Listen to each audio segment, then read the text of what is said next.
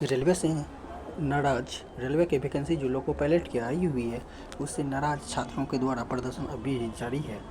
उसके एवज में रेलवे के द्वारा अभी कुछ उम्र सीमा में छूट दी गई है। उसके बाद टेंटेटिव एग्ज़ाम का से डेट जारी कर दी गई है। एएलपी जो जो अभी वैकेंसी वर्तमान में आई है उसके एवज में इसका एग्ज़ाम का डेट कब होगा, परीक्षा तिथि और प्रत्येक चरण का डेट जारी कर दी गई है और उम्र सीमा में भी 3 साल की छूट दी गई है। इसमें प्रथम चरण सीबीटी का परीक्षा जून से अगस्त 2024 तक में पूरा करने का लक्ष्य रखा गया है और दूसरा चरण में सीबीटी 2 का एग्ज़ाम परीक्षा सितंबर 2024 तक पूरा करने का लक्ष्य रखा गया है और तीसरे चरण का एप्टीट्यूड टेस्ट यानी कि जो होता है साइको टेस्ट उसके लिए परीक्षा नवंबर में करने का लक्ष्य रखा गया है।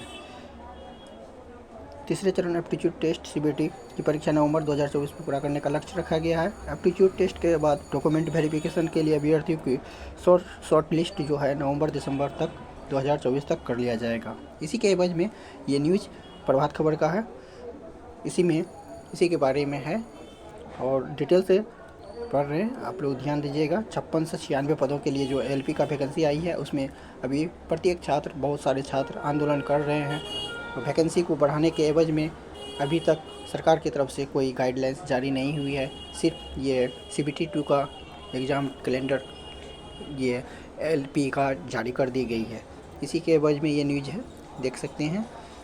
रेलवे सहायक लोको पायलट भर्ती में मिली 3 वर्ष की छूट। उसमें उम्र सीमा में जो है जनरल वाले के लिए पहले जो था उसमें जनरल वाले के लिए भी छूट दिया गया है।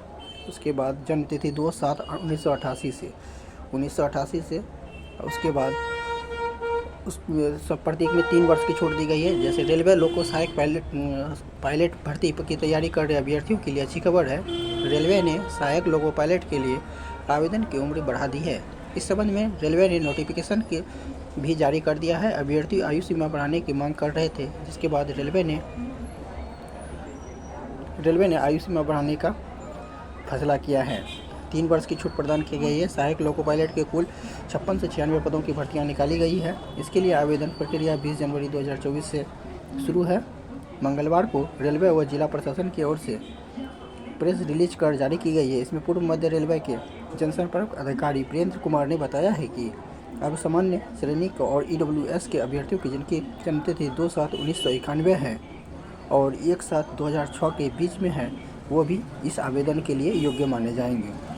और दूसरा है, इस पद के लिए आवेदन कर सकते हैं ओबीसी एनसीएल के अभ्यर्थी जिनकी जन्मतिथि 2/7/1988 और 1/7/2006 के बीच है, उनको भी एनसीएल ओबीसी लगा करके उसको भी छूट दी जाएगी ओबीसी कैंडिडेट के लिए। और वो जनरल के लिए हो गया 2/7/1991 से 1/7/2006 के बीच में जिसका उम्र सीमा पड़ रहा है, वो भी आवेदन करने के लिए योग्य माने जाएंगे।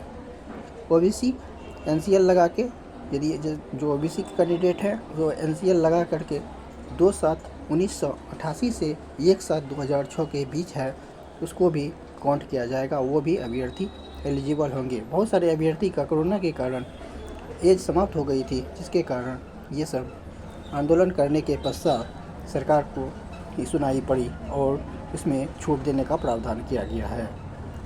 और अभ्यर्थी जिनकी जन्मतिथि 2/7/1900 SC/ST अभ्यर्थी जिनकी जन्मतिथि 2/7/1986 और 1/7/2006 के बीच है, आवेदन वो भी कर सकते हैं। ऐसे में जिला प्रशासन ने अपील की है कि अभ्यर्थी किसी भी भ्रांति में नहीं आए और रेलवे के अनुसार 2025 में फिर से एलपी की भर्ती के लिए आवेदन मांगे जाएंगे। डीएम शीर्षित कपिल अशोक ने कहा है कि रेलवे भर्ती बोर्ड द्वारा सहायक लोको पायलट की भर्ती प्रक्रिया पूर्णतः पारदर्शी है। अभ्यर्थियों को असामाजिक तत्वों के बहकावे में नहीं आना है। समस्या होने के पूरे महाप्रबंधक दानापुर डीआरएम व डीएम कार्यालय में आवेदन दे सकते हैं।